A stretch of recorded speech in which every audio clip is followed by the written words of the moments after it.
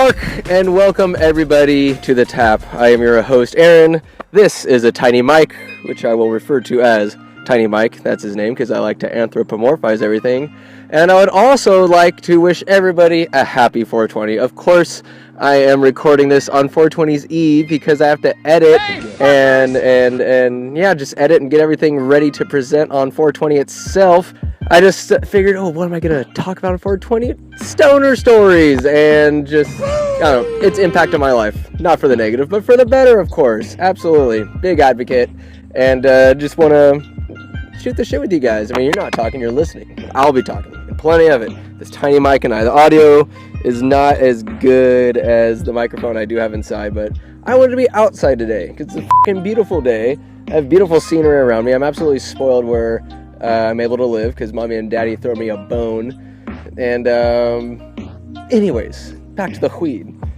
Intro into 420. I got a story for you guys. How did 420 get its get that moniker? Why is that the stoner's time? I mean, you fucking bitch. I have it on pretty good authority. A lot of times I don't do research. Why would I do that and just kind of speak out of my ass and just out of emotion? I have it on good authority because I have a friend, homeboy Kerry, formerly SFPD, and he's from San Rafael, and he told me the story of why it's 420's the stoner time of choice.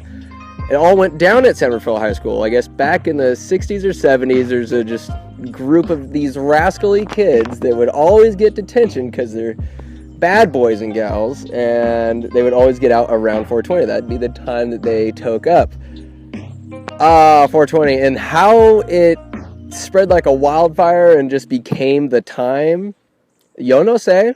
How does anything get popular these days? Just people take it and run with it. 420, it rolls off the tongue. It seems like the right time, right? Oh, this tiny mic is so delightful. It's only like $5 not on Amazon. Fuck Amazon. I boycott you, Bezos. I think I was on Etsy. Some other big conglomerate. Less powerful than Amazon. So that's 420. College is when I got started. I would have gotten started smoking weed in high school, man, just grades would have slipped. Definitely would have been, I'd say, as deft in sports. It would have gotten in the way. And everybody who did it in high school, I can only speak for myself. Other people functioned just fine and were even better than me at sports and in classes and all that jazz. But glad I stayed off it until about sophomore year of college, every once in a while. And then I remember when it really took hold was the summer between sophomore and junior year in college. I was working at the rec center at Sonoma State and was planning on just exercising the entire summer, getting sexy, getting juicy for all the babes the next couple years, you know, because I was at a frat. Phi Alpha, SAE, baby. Oh, God. And so that was the plan. Get juicy, get money, and that's it. The first day back, I was hopped up on C4, finished my shift. I was working out with my buddy Brad. The gym was to ourselves. It was a summertime. Let's go. First day, I had to have torn it was definitely a pec tear. Didn't feel like in that day, it just felt tight the next day. And then I would say within the second day, it had swollen to about the size of a fucking softball. I tore my titty and it just blew up. It was ridiculous and hard as a rock too. It was not pretty, just bulging out of my chest. And so I'm like, what am I gonna do? Work out my legs? That's stupid. Why would I ever do that? So I just had to rest it. Could not do chest. Chest, my favorite workout, or favorite muscle group rather. Could not work it out, and just kind of, such a bummer. So, buddy Brad and I have just terrible influences on one another. I get to smoking a little bit at just chilling at the apartment. I'd go to work, come back. We're like, yo, want to smoke? Just became a total stoner that summer. But yeah, it was a good little routine. Just working college, just a total scumbag for the summer.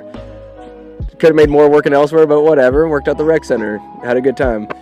So that's when the weed really became a regular person in my life.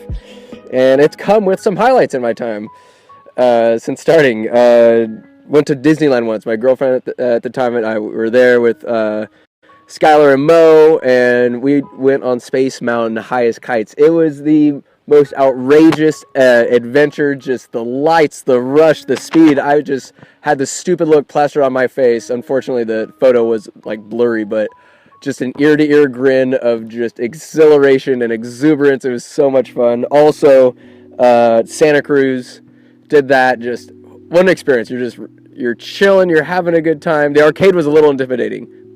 Same girlfriend at the time. We walked through the arcade. We're like, oh, did we play? It was like the noise, the stimulation, the lights, the sound, the smell, everything was just too much. We're like, we gotta get the fuck out of here. So we went on some rides, and that was just the truth. So much fun. Of course, these things can be enjoyed sober, but just, I adds a little extra layer of just fantasticness, and that's always nice to have sprinkled on top.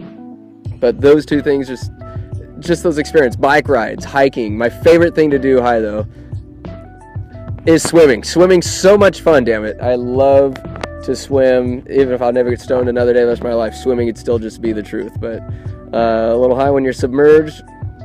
Ooh-wee! Well, those are some highlights, but oh dear me, what about some lowlights of time smoking weed? There's been some of the worst cases of the munchies. Yes, everybody has a story. Well, I'm going to tell you mine. The absolute worst that I ever had it. I had an entire Taco Bell, like, grande, like a party box the other day, just to the dome. Took a couple hours, but I just annihilated it. But the one that will always stick to mind, same sophomore to junior year, maybe it was junior year of college, I had an entire box of Hostess chocolate frosted donuts. Little tiny guys. I love taking a bite. I dip them in the milk, let the milk get inside the nice fluffy innards because the chocolate is just too thick of a layer for the milk to penetrate. That's what I meant to say. Sometimes you can get it, but it's just, I like taking that bite, get it nice and mush and moist, and then I scarf it. I ate an entire fucking box of those fuckers. I had a big glass of milk. Ice cold, baby. And I went to town and I did not stop, just chilling on the couch. We had other friends over. I might have spared 2 or 3, maybe, to the peasants around me. But I just annihilated that box. I defiled it. I ate the whole hell out of it. And I remember just getting done and just laying down on the couch, just thinking, knowing and feeling like I am the biggest piece of shit on the planet. And for that moment, I believe I was. Absolutely. Just embodied being a piece of shit. But alright, so this one kind of wrap up the episode, a little shorter episode because tiny mic. Another low light that I've had was one that I knew I needed to kind of shape up because I was starting to like weed a little too much. I was favoring it quite a bit because it was after I graduated from college. I lived in my friend Brad, constant figure in my life. He's also been on the pod before. Lives in Boise. I was living in his garage at the time, and I put up big foam walls to kind of give myself a little privacy.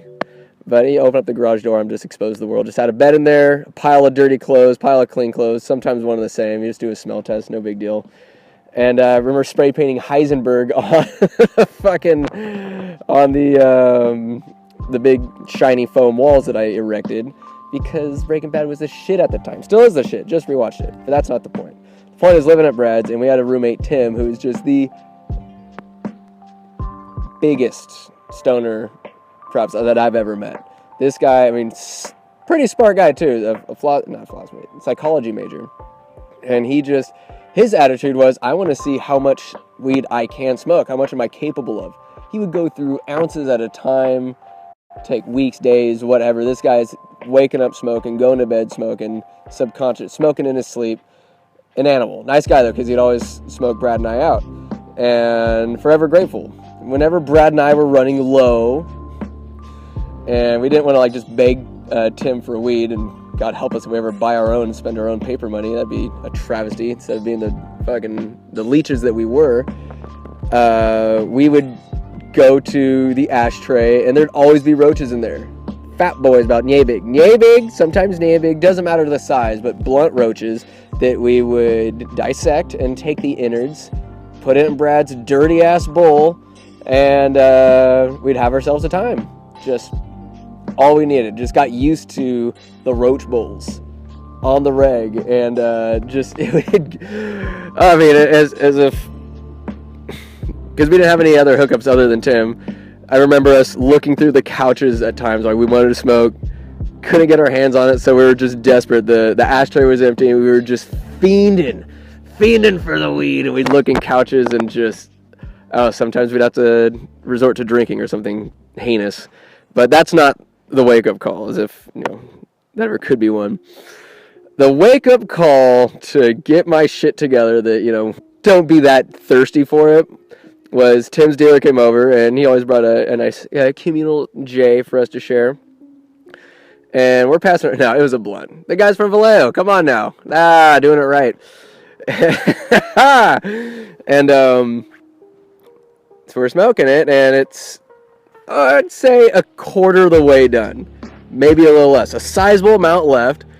And this guy has a soda bottle in his hand, and it's about quarter of the way empty, I'd say, but it's trash at this point.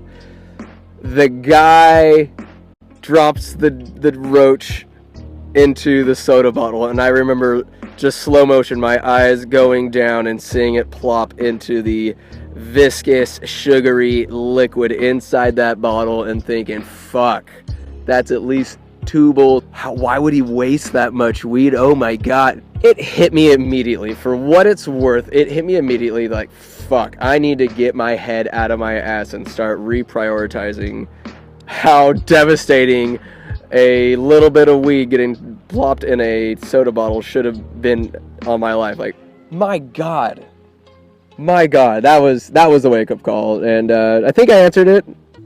At the same time, I think it can be, for me, it unlocks creativity. It wasn't a great excuse, but I love painting, writing, drawing. Yeah, video games are fun, but just being active and doing things, a little stony baloney. As long as you're not hurting anybody, as long as you're not driving anywhere. Tennis is super fun. Safe and sane. Good God, that's all I gotta say. It's just fun, damn it. It's fun, feels good. Great little way of escapism, and could be a gateway drug for some people. I think it depends on the person. It's not for me. I feel like that's about as gnarly as I'll ever want to get. I don't see myself making the jump to heroin anytime soon. But maybe I'm missing out. Damn it all. But hope everybody has a very safe and sane 420. And if you're not partaking, holy shit. 'Tis your choice. 'Tis your life. And you don't need to smoke weed in order to be fulfilled. Regardless what anybody tells you. Or whatever stereotypes are out there about people who do smoke weed. Live your life. And just make sure you're not hurting anybody else all the while. Don't burn anything down. But anyways, I love you guys. Thank you for listening to my rambling. Thanks for tuning in with Tiny Mike and I. And to that we conclude. I'm just recording on my old phone here. Look at this production value. Love you guys. Have a great day. Bye-bye. Mwah. You lose! Good day, sir!